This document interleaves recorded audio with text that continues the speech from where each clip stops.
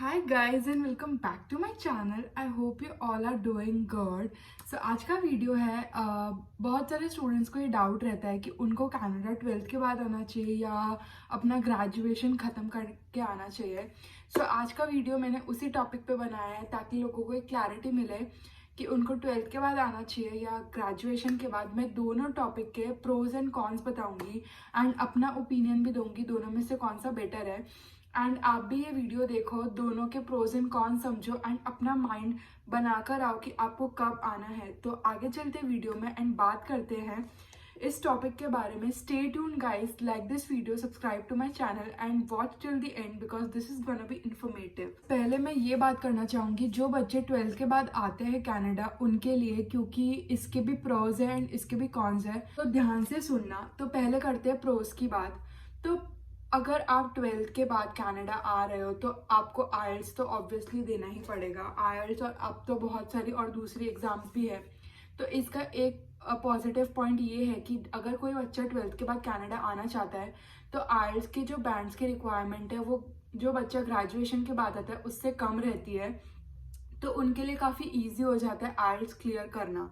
Second आता है उनके पास बहुत सारे ऑप्शंस रहते हैं कोर्स सिलेक्ट करने के लिए, क्योंकि अगर आप 12th के बाद आते हो तो आपके पास बहुत सारे ऑप्शंस ओपन रहते हैं. आपको जो करना है आप उस फील्ड में जा सकते हो. आप बैचलर्स भी कर सकते हो, आप डिप्लोमा भी कर सकते हो, आप कुछ भी कर सकते हो, किसी भी फील्ड में जा सकते हो. आपको कोई इसमें रोक नहीं सकता. देन आपका जो रिजेक्शन का चांसेस है वो भी कम होता है, क्योंकि अगर जो बच्चे ग्रेजुएशन के बाद आते हैं अगर वो अपनी फील्ड से अलग कोई कोर्स चूज कर ले तो उनका वीज़ा रिजेक्शन का चांसेस बढ़ जाता है. बट 12th के बाद आपका इतना चांसेस नहीं होता रिजेक्शन का, क्योंकि आपके लिए सारी फील्ड्स ओपन रहती है. आप किसी भी चीज़ में ग्रेजुएशन कर सकते हो. सो एक पॉइंट और, जो बच्चे 12th के बाद आते हैं उनको ज़्यादा टाइम मिल जाता है सेटल होने के लिए. उनके पास काफ़ी ज़्यादा टाइम होता है कि वो आए कनाडा, अपना बैचलर्स ख़त्म करे. उनको पीआर लेने के लिए भी उनके पास बहुत ज़्यादा टाइम रहता है. एंड वो आराम से जब तक 25-26 के हो जाते हैं तब तक वो आराम से पीआर होके अपनी लाइफ में सेटल हो जाते हैं. तो ये 4 प्रोज थे जो आप 12th के बाद आओगे तो आपको मिलेंगे. अगर कोई भी टॉपिक की पॉजिटिव साइड है तो उसकी नेगेटिव साइड भी होगी. तो अब बात करते हैं नेगेटिव साइड की.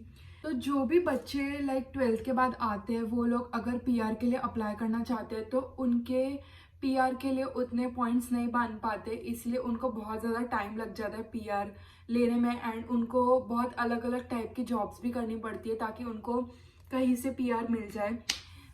सेकंड पॉइंट है उनको, जैसा मैंने बोला, एक्स्ट्रा काम करना पड़ता है पीआर के पॉइंट्स लेने के लिए, क्योंकि यहाँ पे अलग अलग होती है कंपनीज जहाँ पे आप काम करते हो तो वो लोग आपको पीआर दिलवाने में हेल्प करती है. तो उन लोगों को एक्स्ट्रा काम भी करना पड़ता है. एंड थर्ड पॉइंट है कि 12th के बाद जो बच्चे कनाडा आते हैं, एंड कनाडा आना इज़ नॉट ईजी. आपको मेंटली स्ट्रांग बनना पड़ता है. बट हम जब 12th में होते हैं तो हम 17 या 18 ईयर्स के ही होते हैं एंड हमारा माइंड इतना अच्छे से डेवलप नहीं हुआ होता है. हम थोड़े इमेच्योर रहते हैं. तो जैसे ही वो लोग 12th के बाद यहाँ आते हैं तो उनमें इतनी मेच्योरिटी लेवल नहीं होती. एंड वो यहाँ आके जब उनको वर्ल्ड की रियलिटी पता चलती है तो वो कुछ बच्चे जो होते हैं वो बहुत ज़्यादा पेन में होते हैं और कुछ बच्चे तो डिप्रेशन तक में चले जाते हैं. बट कुछ बच्चे ऐसे भी होते हैं जो कोप अप कर लेते हैं इस सब के साथ. सो इन सब के लिए रेडी रहना चाहिए. तो ये 3 ही थे जो नेगेटिव पॉइंट्स थे कनाडा अगर आप 12th के बाद आना चाहते हो. अब आगे चलते हैं एंड बात करते हैं अगर जो बच्चे ग्रेजुएशन के बाद आना चाहते हैं उसका क्या पॉजिटिव साइड है और उसका क्या नेगेटिव साइड है. तो चलते हैं आगे. तो गाइस, पॉजिटिव साइड का फर्स्ट पॉइंट है, अगर आप अपना ग्रेजुएशन अपनी होम कंट्री से करके आ रहे हो तो आप अगर यहाँ आके कोई सर्टिफिकेशन कोर्स करोगे या डिप्लोमा करोगे तो आपके बहुत ज़्यादा पैसे सेव होंगे. क्योंकि जो बच्चे 12th के बाद आके ग्रेजुएशन करते हैं उनकी फ़ीस काफ़ी ज़्यादा हाई रहती है, क्योंकि वो लोग यूनिवर्सिटी से अगर कोई भी बैचलर्स करेगा तो अगर किसी को अच्छे से करना हो तो वो ऑब्वियसली यूनिवर्सिटी से ही करेगा. तो इसमें फ़ीस बहुत ज़्यादा हाई रहती है. बट जो बच्चे बैचलर्स करके आते हैं अपनी होम कंट्री से, एक्सपीरियंस लेके आते हैं बैचलर्स का, वो आके यहाँ सर्टिफिकेशन कोर्स करते हैं. मास्टर्स भी लोग करते हैं. मैं मास्टर्स की बात नहीं कर रही, मैं सर्टिफिकेशन कोर्सेज़ की बात कर रही हूँ. तो वो लोग जो यहाँ पे सर्टिफिकेशन कोर्सेज करते हैं उनकी कम फीस में उनको नॉलेज भी मिल जाता है एंड उनके हाथ में एक सर्टिफिकेट भी आ जाता है। सेकेंड पॉइंट है, अगर आप यहाँ ग्रेजुएशन करके आते हो तो आपको कुछ एडिशनल पॉइंट्स भी मिल जाते हैं अगर ग्रेजुएशन के बाद जो बच्चे आते हैं उनको। थर्ड पॉइंट है पीआर की बात करते हैं। जो लोग ग्रेजुएशन के बाद आते हैं उनको इजीली पीआर भी मिल जाता है। वो सिर्फ पार्ट टाइम जॉब्स करके अपने पीआर के पॉइंट्स आराम से बना लेते हैं, उनको कोई एक्स्ट्रा वर्क नहीं करने की ज़रूरत पड़ती। जैसे कि जो बच्चे 12th के बाद आते हैं उनको पार्ट टाइम के साथ एक्स्ट्रा वर्क भी करना पड़ता है। तो जो ग्रेजुएशन के बाद आते हैं उनको ईजिली उनके पॉइंट्स कलेक्ट हो जाते हैं। देन जैसा कि मैंने फर्स्ट पॉइंट में बताया था, हम यहाँ आके सर्टिफिकेशन कर सकते हैं। एंड जो बच्चे कोई स्पेशलाइज्ड कोर्स करके आ रहे हैं इंडिया से, ग्रेजुएशन मेनली, वो यहाँ आके उसी फील्ड में पर्टिकुलर लाइसेंस ले सकते हैं।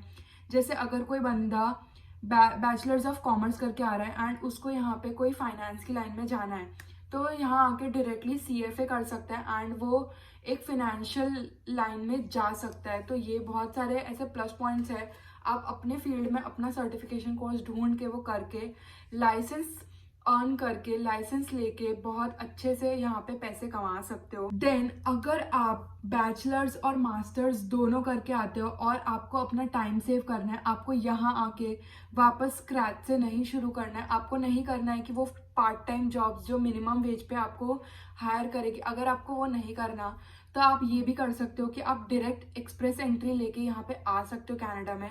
उससे आपका बहुत ज़्यादा टाइम भी सेव होगा, आप बहुत अच्छे से यहाँ के सेटल हो सकते हो एंड अच्छी पोजीशन पे काम कर सकते हो।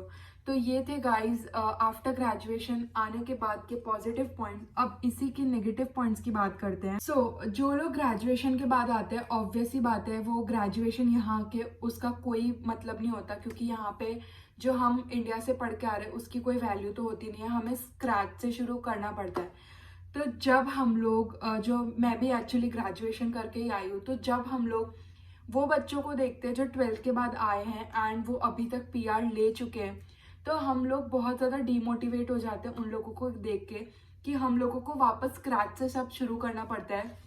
एंड ऑलरेडी हम लोग 22 के हो चुके होते हैं एंड जो 12th के बाद बच्चे आते हैं उनको अगर अब तक पीआर मिल जाता है तो हम वो देख के थोड़े ऐसे जेलस भी फील होते हैं, क्योंकि हम लोग ने बहुत ज़्यादा लेट कर दिया होता है आने में। तो ये एक पॉइंट है कि ग्रेजुएशन के बाद आते हैं तो हमें सब स्क्रैच से शुरू करना पड़ता है एंड हमारा प्रोसेस थोड़ा लंबा हो जाता है। देन हम लोगों के पास लिमिटेड टाइम होता है, हमको एक एज तक पीआर की तैयारी कर लेनी पड़ती है, हमें पीआर के लिए अप्लाई कर देना पड़ता है, क्योंकि फिर ऐसा हो जाता है कि आप 28, 29, 30 के हो गए बट आपको पीआर ही नहीं मिल रहा।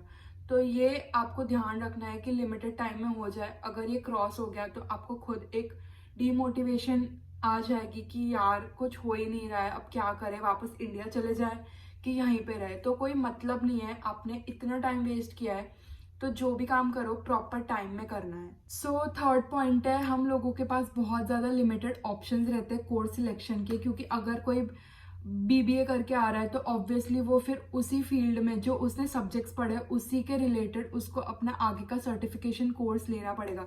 अगर वो कोई और फील्ड में जाएगा तो उसके वीज़ा के रिजेक्शन के चांसेस बढ़ जाएंगे। कुछ लोगों के नहीं भी आते रिजेक्शन, बट ऐसे बहुत से लोग हैं जो अलग कोर्स लेके आते हैं एंड उनके रिजेक्शन आ जाते हैं, तो सब लोग लकी नहीं होते। देन इसमें एक बात और होती है कि आप अगर ग्रेजुएशन करके आ रहे हो तो आप ऑब्वियसली आइल्स दे के आओगे यहाँ। तो जो ग्रेजुएशन के बाद बच्चे आते हैं उनकी आइल्स की रिक्वायरमेंट भी ज़्यादा होती है इन कंपैरिजन टू 12th के स्टूडेंट्स से। जो 12th के बाद आ रहे हैं उनको ऑब्वियसली कम रिक्वायरमेंट रहती है और हमें एक रिक्वायरमेंट रहती है जो हमें फुलफिल करनी पड़ती है, नहीं तो हमारे रिजेक्शन के चांसेस बढ़ जाते हैं। देन आपको मालूम होगा जब आप अप्लाई करते हो तो आपको एक एसओपी करके लिखवाना पड़ता है या खुद लिखना पड़ता है, that is statement of purpose. इसमें आपकी सारी डिटेल्स होती है, आपका फाइनेंशियल बैकग्राउंड, आपका एजुकेशनल बैकग्राउंड, आपका फैमिली बैकग्राउंड, ये आपका बहुत ज़्यादा अप्रोप्रिएट होना चाहिए, क्योंकि जो बच्चे ग्रेजुएशन के बाद आते हैं उनका एसओपी बहुत थरली चेक किया जाता है कि क्या लिखा है एसओपी में। एंड एसओपी के वजह से बहुत बच्चों के रिजेक्शन आते हैं, तो बहुत ध्यान से अपना एसओपी लिखो अगर लिख रहे हो। अगर बाहर से लिखवा रहे हो तो खुद से पर्सनली चेक करो, क्योंकि किसी थर्ड पर्सन आप अपनी इंफॉर्मेशन दे दोगे बट वो थर्ड पर्सन कैसा क्या लिख रहा है वो आपको देखना पड़ेगा, आपको पढ़ना पड़ेगा वो। सो ये बहुत ध्यान रखना। एसओपी बहुत ज़्यादा इंपॉर्टेंट होती है हमारी वीज़ा एप्लीकेशन के लिए, क्योंकि वो 25% लेती है आपका, एंड इसकी वजह से रिजेक्शन बहुत ज़्यादा आते हैं गाइस, तो ध्यान रखना। अब मैंने प्रोज एंड कॉन्स दोनों टॉपिक के बता दिए, एंड मेरे हिसाब से मेरा पर्सनल ओपिनियन है, अगर मैं भी देखो ग्रेजुएशन के बाद आई हूँ, एंड मैं अगर किसी को सजेस्ट करना चाहूँगी तो मैं यही बोलूँगी कि ग्रेजुएशन के बाद ही आना चाहिए, क्योंकि उसके बाद आप लोग आराम से यहाँ कर लेते हो, आप मेंटली भी उतने स्ट्रांग हो जाते हो कि आप कनाडा आके इजीली सरवाइव कर लेते हो इंस्टेड ऑफ 12th के बाद आना। ये मेरा पर्सनल ओपिनियन है गाइस। आप अपना, मैं इस टॉपिक पे ये नहीं बोल सकती कि 12th के बाद ही आना चाहिए या ग्रेजुएशन के बाद ही आना चाहिए, ये आप लोगों का खुद का ओपिनियन होना चाहिए। मैंने आपको प्रोज एंड कॉन्स दोनों के बता दिए, आप देखो, आप सोचो खुद से कि आपको क्या करना है, क्योंकि इस टॉपिक पे कोई भी इंसान बता नहीं सकता कि कौन सा ऑप्शन बेटर है। सो ये आपको सोचना तो खुद ही पड़ेगा कि आपको क्या चूज करना है। अगर आप 12th के बाद आराम से यहाँ सर्वाइव कर सकते हो, आप इतने मेंटली स्ट्रांग हो कि आप सारे चैलेंजेस फेस कर लोगे, देन आपको डेफिनेटली 12th के बाद आना चाहिए। अगर आपको लगता है कि आपको जस्ट एक सर्टिफिकेशन करना है एंड आपका प्लान है कि आपका मेन फोकस है पीआर लेना, तो आप ग्रेजुएशन के बाद आओ आराम से, नहीं तो मास्टर्स के बाद आओ, डायरेक्ट एक्सप्रेस एंट्री लेके आओ और डायरेक्ट पीआर के लिए फिर अप्लाई करो। तो यही है गाइज, ये मेरा ओपिनियन था। अब आप अपने ओपिनियन मुझे कमेंट सेक्शन में बता सकते हो कि आपका क्या ओपिनियन है, मुझे भी पता चलेगा कि क्या लोगों का सोचना है। तो बस गाइज यही था आज की वीडियो के लिए। अगर कनाडा आ रहे हो तो ये वीडियो देखो, ये स्पेशली आप लोगों के लिए ही है। स्टे ट्यून गाइज, अब मिलते हैं अगले व्लॉग में। लाइक करो ये वीडियो को, कमेंट करो अगर कोई भी डाउट है, and subscribe to my channel. मिलते हैं अगले वीडियो में। Bye for now.